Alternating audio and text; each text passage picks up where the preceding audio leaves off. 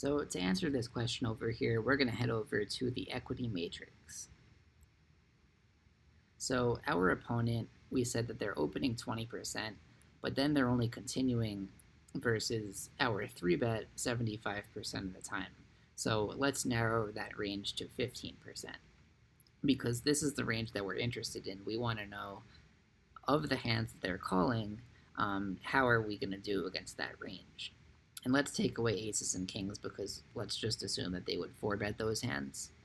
So from here, we have, this is the range that we would be up against if they call our 3-bet, and we can simulate to see how much equity we have against this range.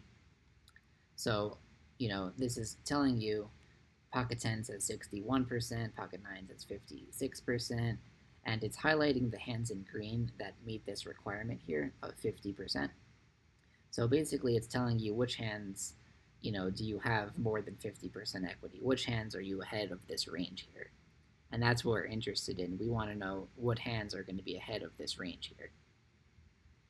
And, it looks like roughly 8s plus and ace jack plus is kind of the range that we can 3-bet for value here. And, there are some caveats.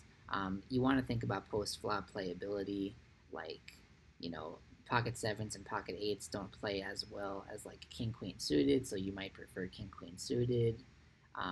If you're in position, maybe you can bump this requirement down a little bit because you have that edge. If you're out of position, maybe you want to bump it up. So this is kind of a rough guide to value 3-betting, but it's definitely a really good starting point.